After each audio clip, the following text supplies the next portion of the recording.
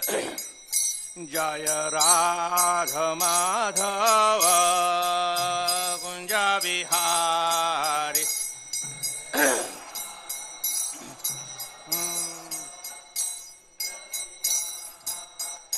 जय राधा माधव कुंज बिहारी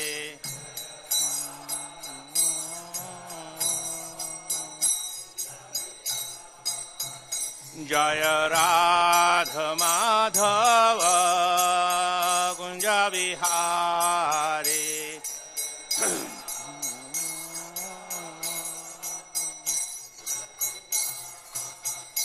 जय गोपी जन वल्लभ गिरवारधारी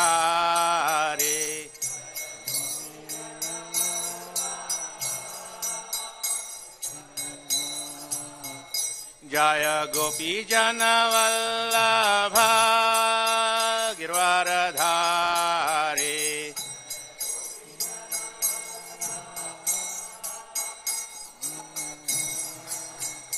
जय गोपी जन वल्लभ गिरवारधारी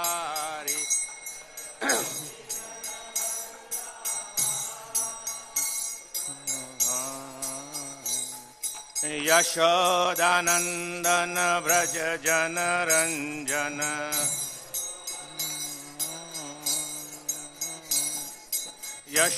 यशोदानंदन व्रज जन रंजन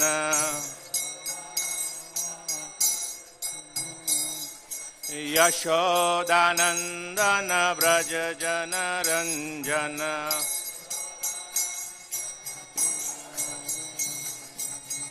यमुना तीरा वनचारी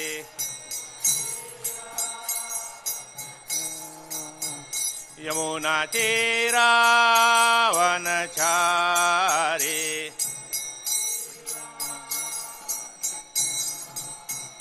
यमुना तीरा वनचारी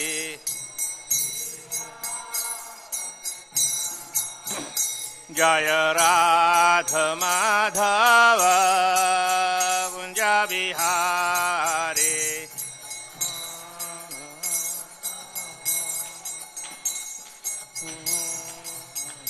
जय राधा माधव कुंज बिहारी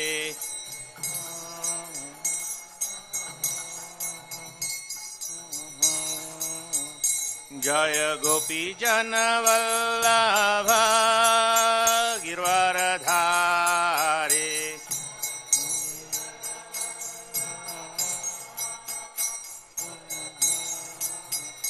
जय गोपी जन वल्लभ गिरवारधारी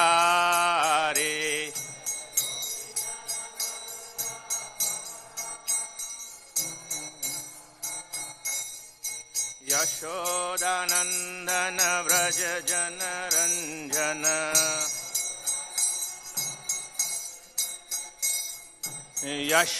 यशोदानंदन व्रज जन रंजन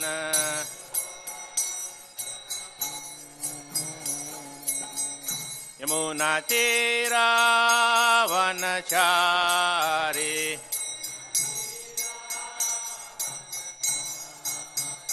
यमुना तीरा वनचारी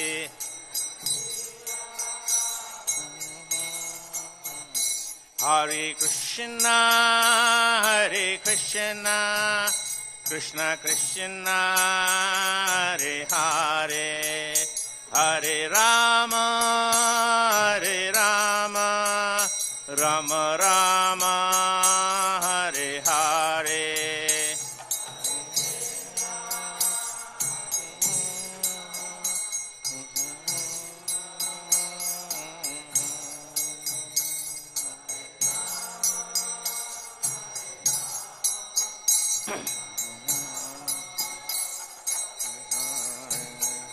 Hare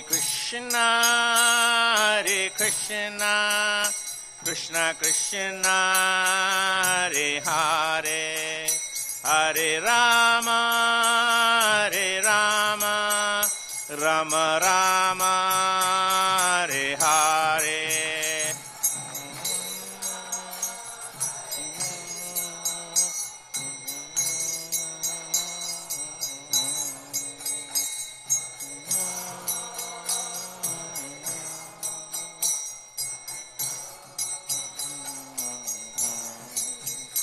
Hare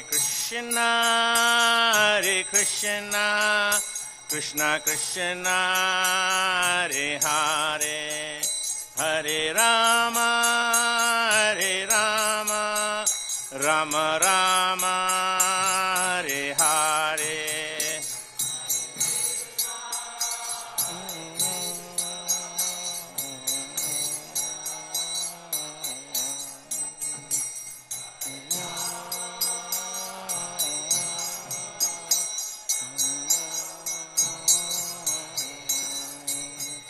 Hare Krishna, Krishna Krishna, Hare Hare, Hare Rama, Rama Rama, Hare Hare.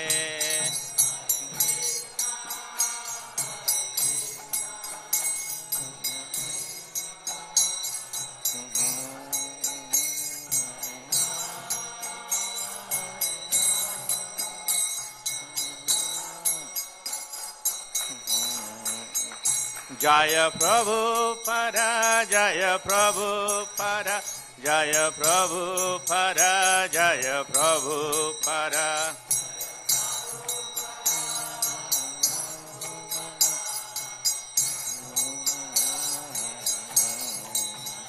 Jaya Prabhupada, Jaya Prabhupada, Jaya Prabhupada, Jaya Prabhupada.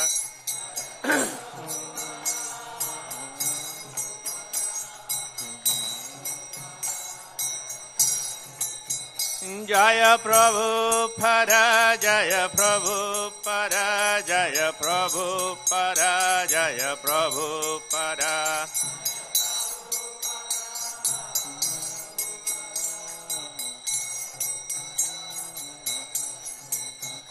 Jaya Guru Deva, Jaya Guru Deva, Jaya Guru Deva, Jaya Guru Deva.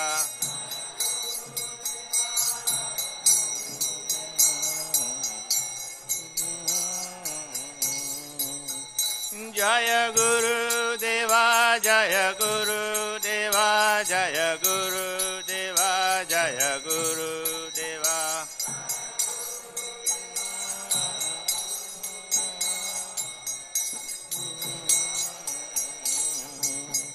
Nitai Gaur Hari Bol, Hari Bol, Hari Bol, Nitai Gaur Hari Bol.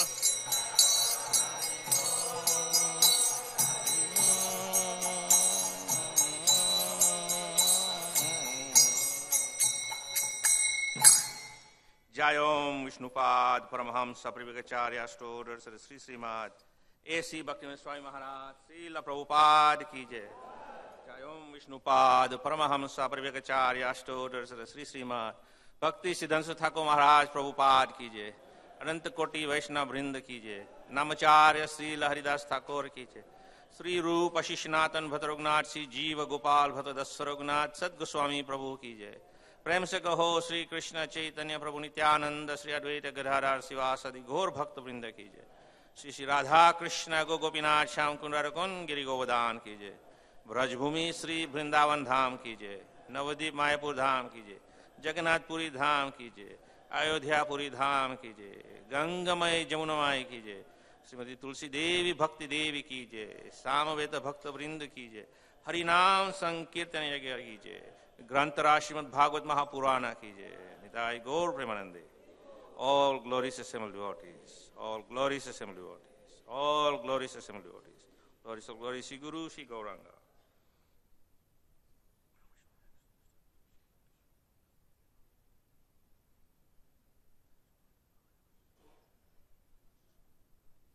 Om Namo Bhagavate Vasudevaya. Om Namo Bhagavate Vasudevaya.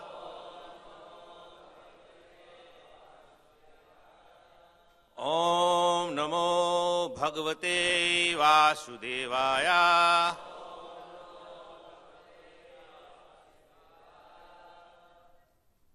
So this morning's morning's Srimad Bhagavatam class is on 4th Canto, chapter 21, text number 13, chapter entitled Attack by Chandavega on the city of Puranjana.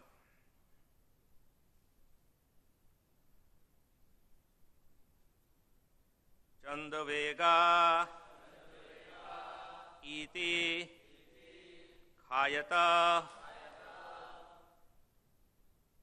Gandharva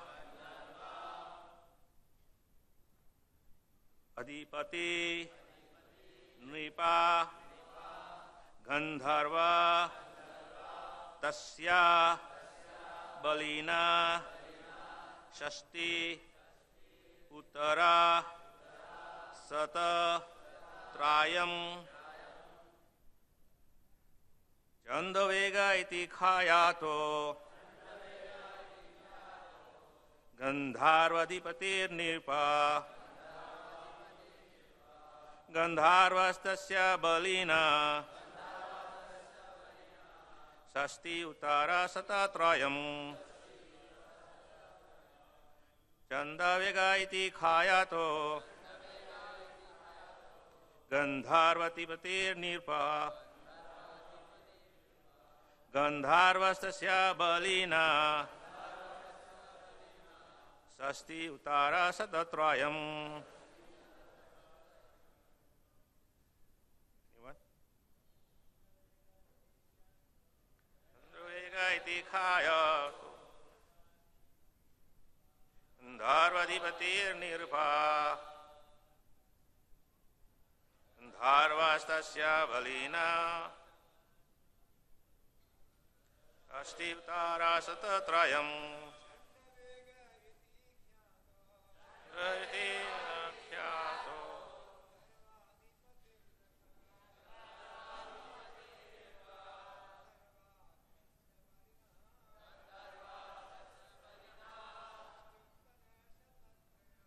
Sasti Uttara Satatrayam.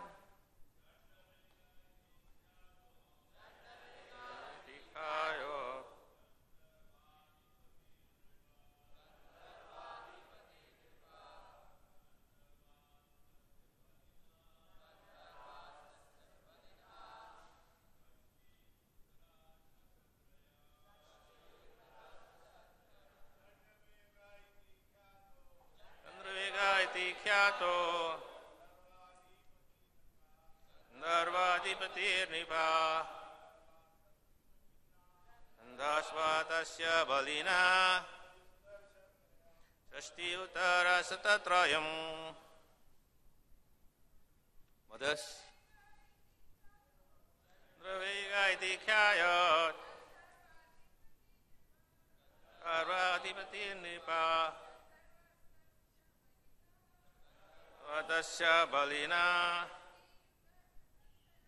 Sasti Uttara Satayam.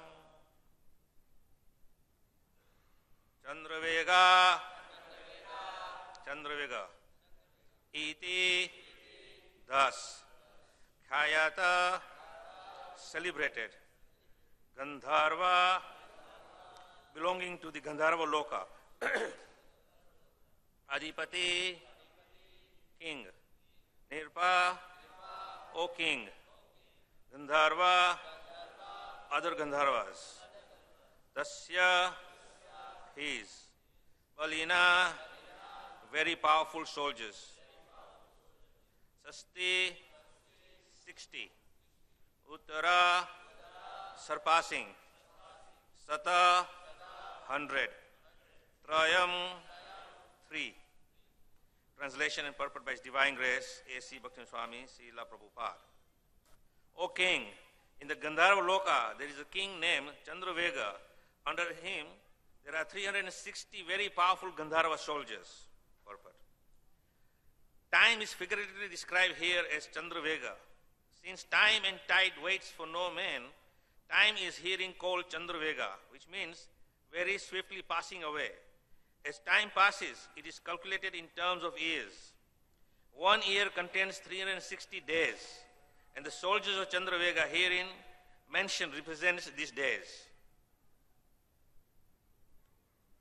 Time passes swiftly. Gandharva's powerful soldiers of Gandharva Loka very swiftly carry away all the days of our lives. As the sun rises and sets, it snatches away the balance of our lifespan.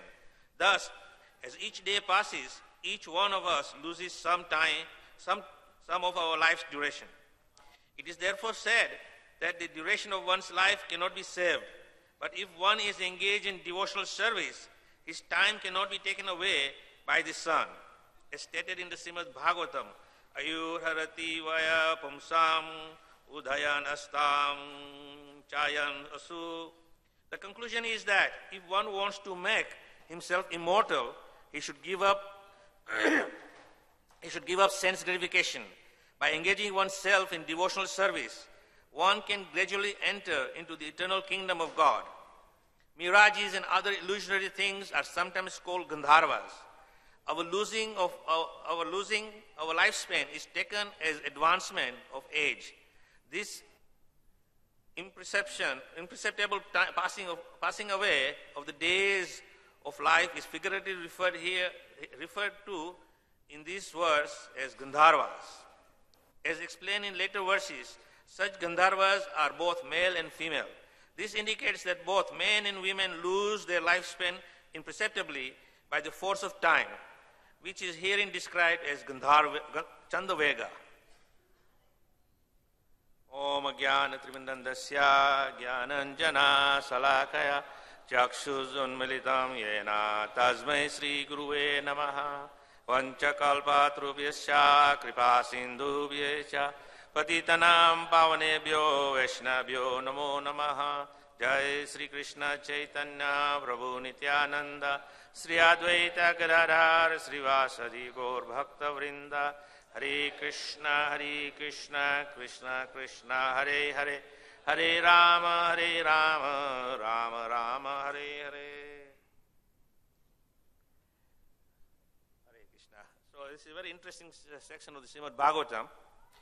Of course, we understand the Srimad Bhagavatam is a recitation of the history in one sense of mankind, not just particularly pertaining to this planet or this universe, but material creation. So there are many factual presentation in the Srimad Bhagavatam which cannot be refuted by anyone.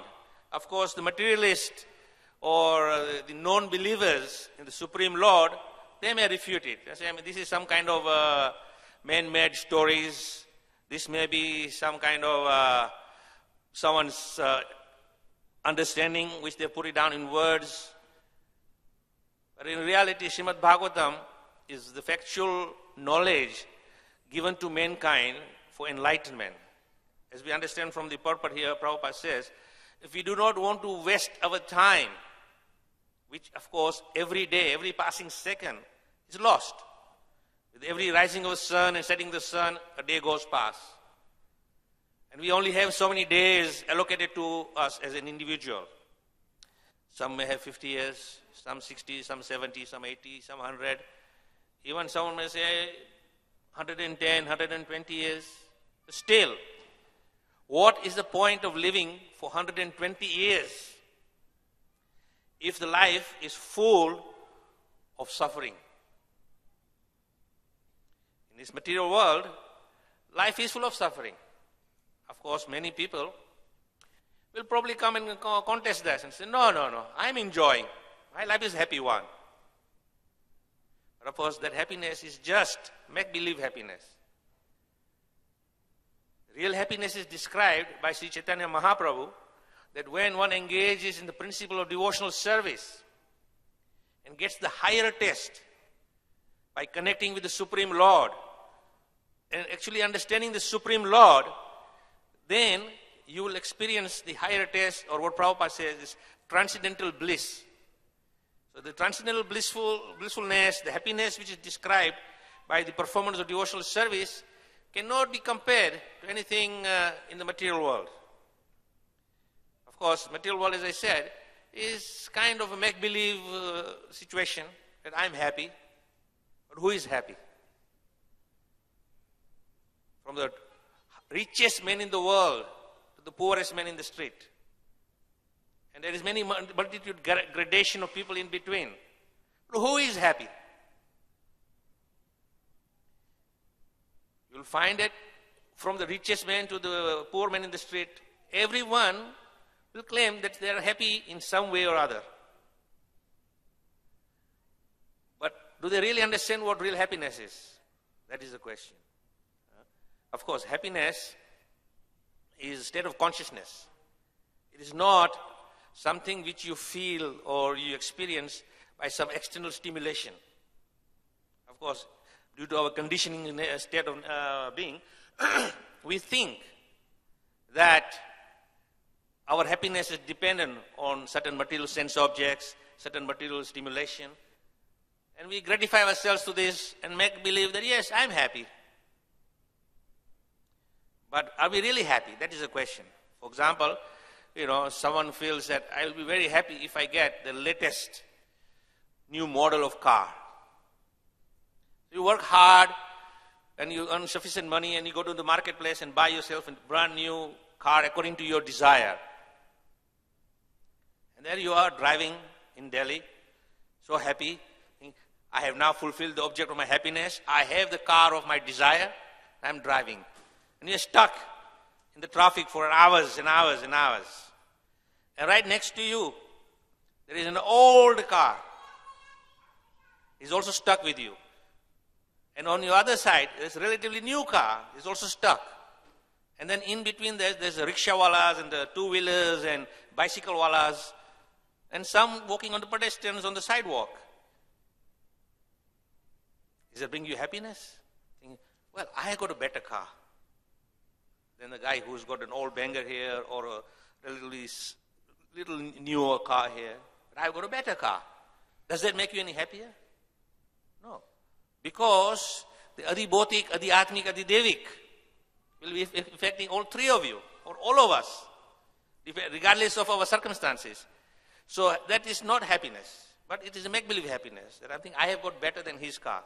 So you are still thinking, okay, I have got the car of my desire, fulfillment of my life's goals. And then all of a sudden, the guy comes from the back and smashes you in the back. And you get a jolt. Then what happens? The car is damaged. The goal of your life's desire is damaged now. But does the car cry? Oh, pain! No. It's an innate object. Car doesn't feel any pain. But you, the driver who owns the car, feels tremendous pain in the heart. Why? It's just a car. But because you are relating to that body. So similarly here, this chapter is describing the exact situation of ourselves. Of course, the whole story here in this chapter is an allegory. It is not fact. As I said earlier on, that Srimad Bhagavatam is a fact. But within the fact, sometimes the transcendental speaker, Veda Vyas, he brings a story to highlight our situation. Because this is just an allegory. I don't know if you understand what allegory means. Allegory means like a make-believe story. But the point is there. So it's just like here it's saying that there are 360 days, which is, of course, in the English calendar, it's 365 days. But according to the moon calendar, there's 360 days. That's why the month is a little, the moon calendar is a little shorter. We go by the tithi. Whereas the Western calendar has got extra days. So they have to make adjustments. And every 4 years, they put one extra day in February, the 29th of February, or the leap year. So they make adjustments. So it kind of fits into their schedule of days and calculations. But nonetheless, it is described here that 360 soldiers are actually 360 days. And King Chandravega is described as time, the concept of time. Now, if we try to understand the concept of time with our little tiny brains, it's very difficult. But when it's put in a story form, it's very easy to understand. Just like, say, when there are young kids in kindergarten or preschool, and they're sitting there, and the teacher will tell them stories. These stories will highlight the intertwined knowledge within the story. So it's very easy for them to grasp the story. But if they give them like factual figures and facts, it's very difficult. So similarly, all of us, in terms of transcendental knowledge, we are kindergarten. We are not graduates. Although we may go to IIT and get a graduation degree and be proud of our certificate saying, I am now a fully graduate person in X, Y, and Z subject. But when it comes to the matter of transcendental subject, we are still kindergarten. We do not have that deep understanding. So through this story, it is explained that our situation is we haven't understood our position. So here it is explained in the Purport by Srila Prabhupada that if you want to become immortal, it is our nature. As is described in the scriptures, in the Bhagavad Gita also says the soul is immortal. Sachit Ananda is full of knowledge, full of bliss, and is eternal. So because the very nature of the soul, Sachit Ananda nature, we in this body think that we are eternal, or we want to live eternal. But it is not possible to live eternal in this body. As the very nature of this material world is that everything it's got allocated time, and after that time is expired, the body begins to deteriorate or an object begins to deteriorate. No matter whether it's animate or inanimate object. It's living being or non-living. Even we see the big mountains. They may seem huge and they're inanimate. But at some point they will deteriorate. And they'll break up. And after a long time scale, maybe 10,000, 20,000, 50,000 years later, it will change. But that is its lifespan. But at least in our own human life form, we see within ourselves and our experience of people around us that the demise comes at the age of 50 to 100, anywhere in between that, depending on individuals. So that end will come. But here Prabhupada says that in order to become immortalized, you have to engage in the principle of devotional service. Engage in the service of the Lord. And when you are engaged in the service of the Lord, then you connect yourself with the Supreme. And through the time given to you as an individual in the individual body will be used perfectly for glorification of the Lord and engaging in the Lord's service. Now when we are engaging in the Lord's service, it doesn't mean that we become slaves of the Lord. Generally in the material world, the concept is if you are serving someone, then you are a servant and the one who you are serving is the master. And the master is the controller. However big or small he may be in his illusionary world of material creation, thinking I am great. But on top of him there is another person and there is another person. Finally, of course, there is a Supreme Lord who is the master of all masters. There is no master beyond him. So in this illusionary world we are thinking we are masters and then of course we want to be served. Because we look at everyone else and say, well, he's got some servants. He's been served nicely. I would like to have a servant, if not more. Because our tendency is to be served rather than to serve.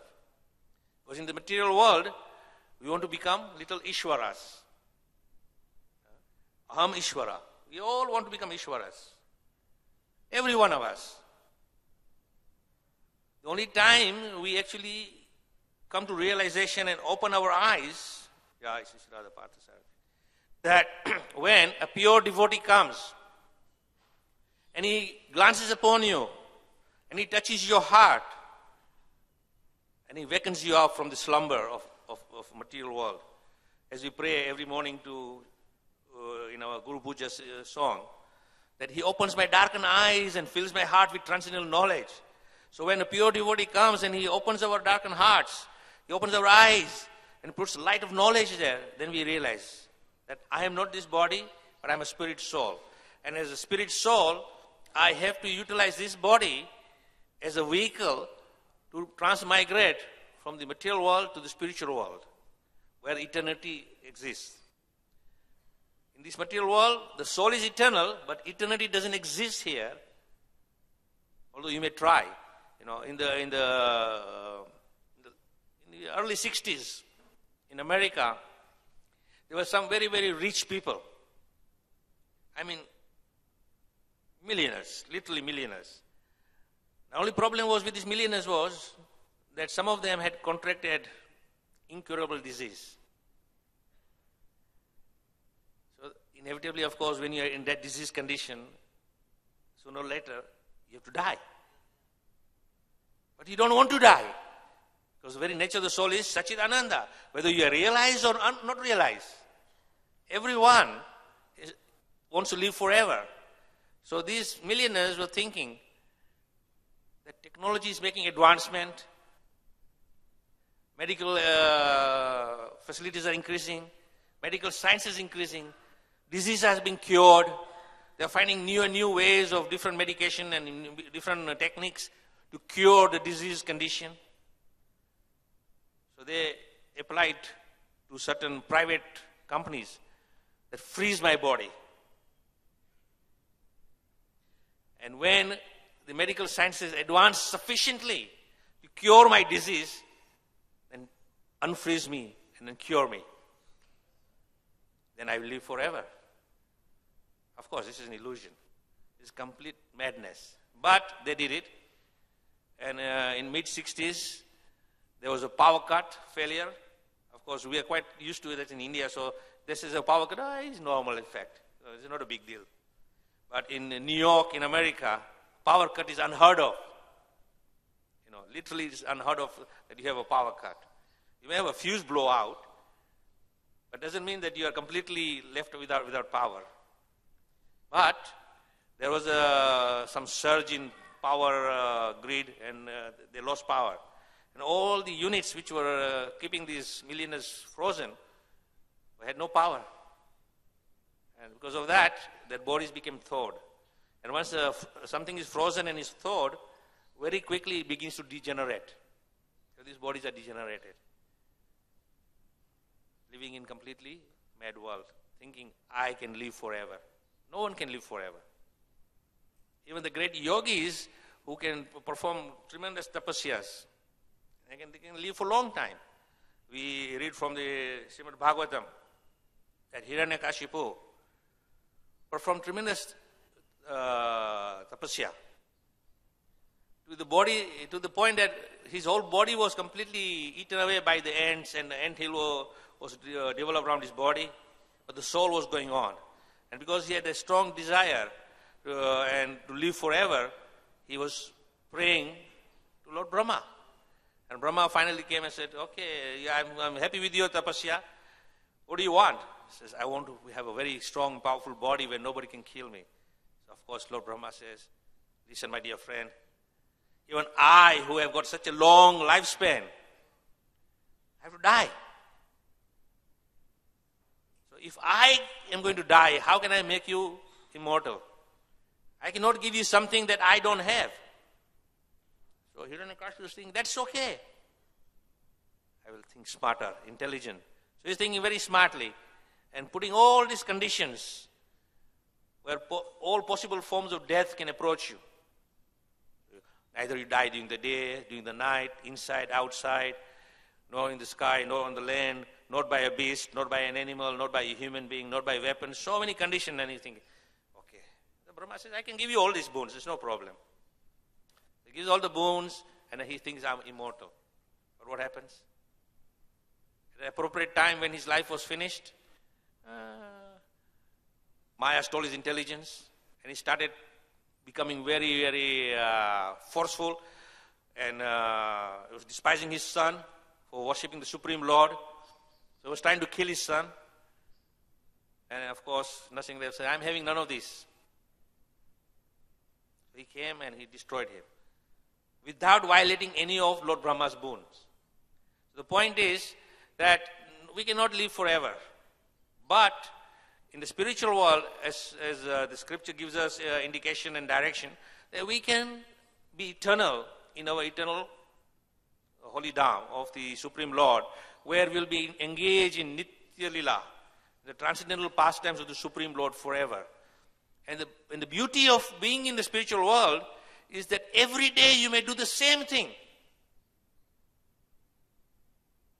But the taste is different. For example, every day we have prasadam. And if the cook decides, I'm going to give you every day same sabji with same spicing, what will happen? First day you're eating, it's nice sabji. Second day, it's okay. Third day, oh man, same thing. And after a week, who's the cook? You go to temple president and complain. Prabhu, our humble submission. We work hard, we go on Sankirtan, we do so much service, but we need to fill our bellies. And the tongue needs something tasteful. Get rid of the cook.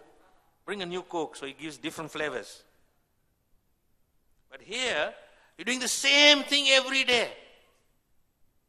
Not one day, 2 days, for eternally. But every day is ever refreshing taste. Now this concept is very difficult to experience in the material world. In the material world, if we have the benefit of a wonderful expert cook, and he knows the cuisine of the whole world, and he gives you every day a new cuisine, at some point he's going to run out. And he's going to repeat the same thing again. So you can never have a different experience in the material world. In the spiritual world, every day is ever refreshing, ever youthful, ever fresh taste, which is never compared second time. Just like we hear from the scriptures that Ananta Sesh, with his 1,000 mouths and 1,000 tongues, he's chanting and glorifying the Lord's pastimes. Not from today, from the very beginning. And he's still continuing. And he said that he never repeats the same pastime again. Can you imagine how many pastimes there are? And we are so intelligent, intellectual, very, very learned people, graduates from IIT. We open Srimad Bhagavatam, Chaitanya Charitamrita, and I say, I'll go beyond now. I'll go to the Puranas. And you go to all the Puranas, and you go to all the Upanishads, and you learn everything from those old scriptures. And then after that, you sit down in your ripe old age, fully learned in scriptures, then you start reciting all you have known. And at some point, you're going to run out. Just like, for example, that someone asks you to give a class. Yes, fired up. I'm going to give a Bhagavatam class. You read up chapter, a few verses before, a few verses after, and you sit down, and I say, okay. You start. After 10 minutes, hello. I'm running out of things to say here. But I have to maintain the decor of timing. I cannot finish the class in 5 minutes. What happens? I look a fool. Although I think I'm a very learned person. I'm very knowledgeable. I know scriptures. But if you're blessed by the Supreme Lord and His pure devotee, Mukham Karoti Vachalam. You can speak for hours on the transcendental matter. You'll never run out of it. Why? Because it's not you who is speaking. It's the Lord in the heart is giving the ability to speak. So similarly here, we have to understand that our position, when our eyes are open and we come to Krishna consciousness, that means that is the beginning to the end of our material journey. We are now given the transcendental passageway to the spiritual world. Only thing we have to do is adhere to the principles of devotional service as given by Sri Chaitanya Mahaprabhu and the previous acharyas, and just be fixed in it. And everything will work out at its appropriate time. And nothing will go wrong. But sometimes we come very enthusiastically to Krishna consciousness, and it's very, very fresh and new to us. So we are very eager. After 5, 10 years, you find that instead of devotional principles and service increasing, it kind of wanes and comes downhill. Well, I'm a senior devotee. I've been around now 10 years, 15 years, 20 years. Let the new ones do their running around and service. I'll sit down and do bhajan. We cannot do bhajan because our minds cannot be focused in the transcendental bhajan. Many have tried and failed because we are not equipped for bhajan. In Kali Yuga, our business is to engage in the service of the Lord. And no matter what service you do, That is not important. Important is that you do service for the pleasure of Guru and Gauranga. So, if your ability is just to do cleaning, then you may be sweeping the floors, grounds, and mopping around. It's fine.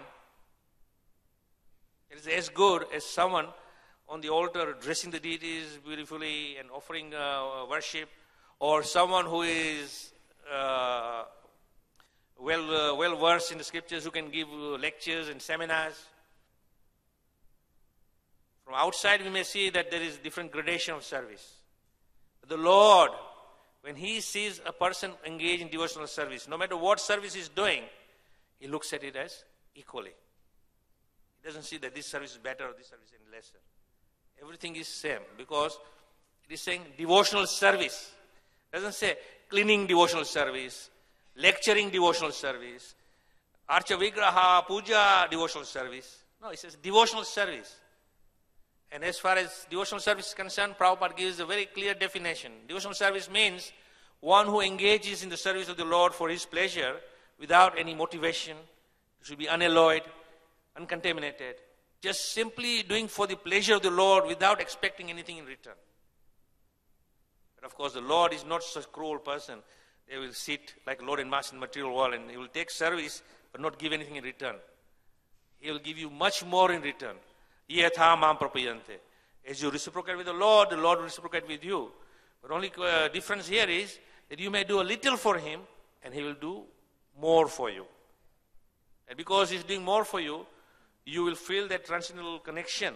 You want to do more. The more you receive, the more you want to do. And before you know it, this time in our life is gone. And that final inevitable moment comes, and we just put our hands up and sing, Hare Krishna, and leave the body and go to the spiritual world. 1 second here, next second there. It's easy as that. But we don't want the easy path. We want a more complicated path. That is our nature. We're thinking if something is very complicated, it must be very, very important. And if something very simple, sada cheez hai kya isme? We don't think much about it. But something is very complicated. Oh, this must be very, very important thing. Because it's very complicated. So therefore, in our devotional practices, we try to make things very complicated. And because we make it very complicated, what happens? We become frustrated. The more and more complicated you make your life, the more and more frustrated you become. To the point that you give up Krishna consciousness because you say, this is too tough for me. And the Maya Devi is just waiting just outside and saying, hey, come on, I'm waiting for you. I'll make your life easy for you. And it's easy to go to Maya Devi because Maya Devi, it is her duty to entice you and give you all material facilities. But what is all these material facilities going to do? It's going to further entangle you into repeated birth and death. She's very, very happy to receive you. And the thing is that on one side there is the Supreme Lord Shri Krishna, and the other side is Maya Devi. Now, in order to please the Supreme Lord, it is tough. It is not very easy. But to please Maya Devi is the easiest thing. All you have to do is, I desire. Simply that's it. I desire. Maya Devi says, Tatastu, fulfill your desire. So easy to please Maya Devi. When you come to Krishna and say, dear Lord, I want to surrender to you. He says, yes, I heard that before. Words have no meaning to me. Let me see it in action. Surrender. So, of course, as Prabhupada explains, that one who surrenders to Krishna completely, then Krishna takes charge of him. And when Krishna takes charge of you, then nothing can bother you. You'll be fully situated in the lotus feet of the Supreme Lord where transcendental happiness exists. And we see that those who are completely absorbed in the Supreme Lord in full surrender, they are feeling this transcendental bliss. And we don't have to go very far to look for these great souls who are fully surrendered to the Supreme Lord. You just have to look home, very close to home. And you look at Srila Prabhupada, fully surrendered to the Supreme Lord. And his only desire is to please the Supreme Lord and please his Guru. That's all he wanted. He didn't want anything. He gave up everything material. To the extent that even today, if you go to his living quarters in the temple of Shri Radha Damodar, see how sparse room is that is. Not a big window is there, no natural light coming in, very dark, squalid room. But Prabhupada is happy there. Until, of course, Srila Rupa Goswami told him that, oh, Swamiji, don't make yourself too comfortable. Here is the books. Go and fulfill the order of your Guru. So, of course, Prabhupada took that inspiration from Rupa Goswami and went to America. And in America, if you go now to, say, New York Temple or Los Angeles or many other centers where Prabhupada has his nice quarters, you think, wow, Prabhupada was living in quite luxury here. But in 1965, 66, go and see where he was living. But he was happy, he was not complaining. He said, I have come here simply to fulfill the order of my Guru Maharaj. And Prabhupada was very happy. Because it doesn't matter whether he is in Vrindavan or in New York City. Both are equal to him. Because it is not his physical surroundings. It is his heart and his consciousness and his mind. So one example I like to remind every time is that when Srila Prabhupada was one time going for morning walk in Manhattan, at 7 o'clock in the morning, Manhattan is one crazy place. All the roads are filled with vehicles, bumper to bumper, and rearing the engines, American cars are big cars with big noise and big pollution. And then on the sidewalk, the hundreds of people walking here, they're rushing to work. And in the midst of this, Srila Prabhupada is walking and doing his morning walk, and then he's chanting his japa, and sometimes he would stop and say something as an instruction to his disciples. In the midst of this noise and people, can you chant peacefully? Can you be peaceful? It's very difficult. But Prabhupada was completely transcendental. And then one disciple asked Srila Prabhupada, Prabhupada, don't you miss the quiet and beauty of Vrindavan? And Prabhupada said, no, this is Vrindavan. Now, of course, New York City, Manhattan at 7 o'clock in the morning is not exactly Vrindavan. But you can experience the same New York City, Manhattan today in front of Krishna Balaram temple at 7 o'clock in the morning. Because it's gone crazy. I can tell you from my own experience that in 1982, was the first time ever in my life, I came to India and we went to Vrindavan. And from Mathura to our temple, we had to take a horse tonga. Not a vehicle on the road. All you hear is the horse going tak tak tak tak tak tak tak tak tak tak. That's the only noise you hear. And no pollution. And then in Vrindavan, to go to Loi Bazaar, either you take a tanga or you walk. No auto rickshaws. No noise. Peaceful, very quiet. So I'm talking about that Vrindavan. And compare that Vrindavan to New York City, is a whole different ball game. But Prabhupada was quite happy, saying, no, this is Vrindavan. Why? Because Prabhupada's mind and his heart is in Vrindavan. His physical being may be somewhere in New York City, but he is in transcendental Vrindavan. So when the Supreme Lord takes charge of you, no matter where you are, it is Vrindavan. And furthermore, Srila Prabhupada says, wherever we have our ISKCON temples established, they are Vaikunthas. They are the holy place. So here in Delhi, we have the beautiful abode of Shri Radha Parthasarathi. And just a small walk away, the transcendental Ayodhya of Sri Ramachandra. And a walk on this side, we have the transcendental abode of Sri Dham Mayapur. But, are we happy here? No. After some time, we go to the temple president, Prabhu, can we go to Vrindavan for Kartik?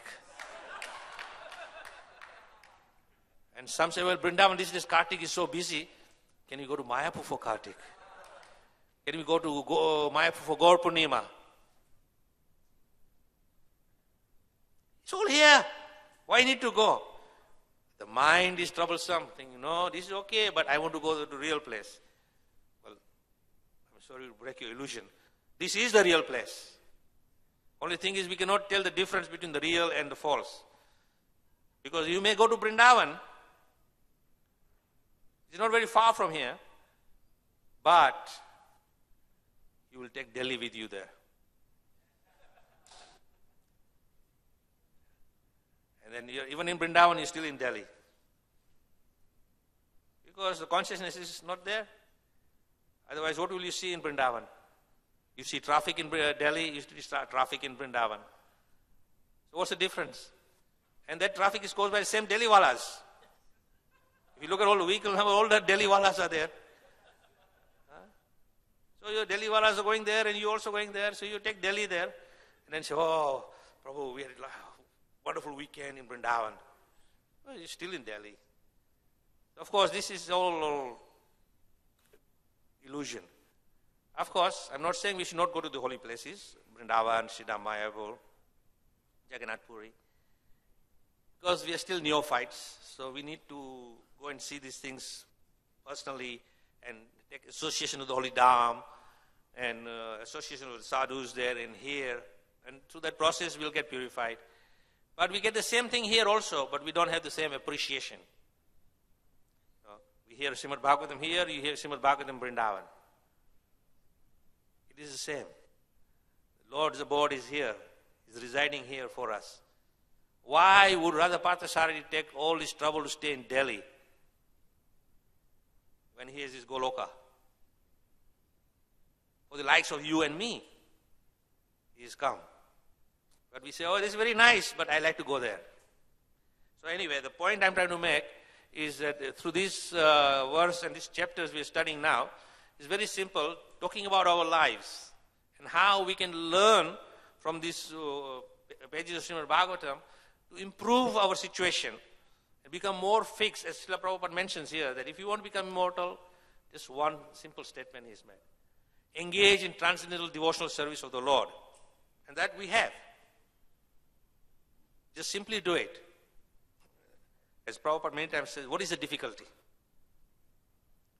Anytime devotees would go to Prabhupada with so many complaints, Prabhupada says, what is the difficulty? There's no difficulty. Just do it. But our mind is troublesome. So we have to overcome and control the mind and fix in the service of the Lord. And of course, by Prabhupada's arrangement, this International Society of Krishna Consciousness has arranged so many multifarious devotional services we can engage to each one of our tastes. You may be a speaker, then you go to speak seminars. You may be intellectual, you go to do seminars and preach to the academics. You know, you go on Harinam, you go on Prasaram distribution, you go on book distribution, or you do service on the home grounds, so many different service. Unlimited, there's so many flavors there to fit in every individual. Just select what is your best and stick to it. And give your life to that service and you will see very soon this so-called 365 days will go past and will be situated in perfect devotional harmony with the Supreme Lord and make our way back to Godhead without difficulty. So there is a concern on time. This is 5 to 9. I will stop here. I would like to thank you all very much for giving me this opportunity to share some of my realizations, and I hope it helps you in your devotional life and improve your bhakti towards Shri Radha Parthasarathi and commit your life to Shri Radha Parthasarathi. Not wondering, thinking other temples are better, because it's still the same. Thank you very much. Hare Krishna. So anybody has any questions, any comments? Hare Krishna. Thank you, Maharaj. I will speak in Hindi. You can follow Hindi or somebody could translate. No, I can follow Hindi. Sure. But my speaking is not good. But I can understand Hindi. तो इस श्लोक में जो चंड वेग शब्द आया है, तो चंड का मतलब है भयानक और वेग का मतलब है गति. तो समय जो है इसकी गति बड़ी भयानक है, लेकिन चूंकि हम इसी समय के अंदर स्थित हैं तो हमें इसकी गति का पता नहीं चल रहा है कि कितनी भयानक गति से ये जा रहा है और मृत्यु की ओर जा रहा है। जैसे ही कोई गाड़ी होती है और बहुत तेज गाड़ी चल रही है, आप गाड़ी के अंदर बैठे हैं और खिड़कियां भी बंद हैं, तो आपको पता नहीं चलता गाड़ी की जो है गति कितनी तेज जा रही है।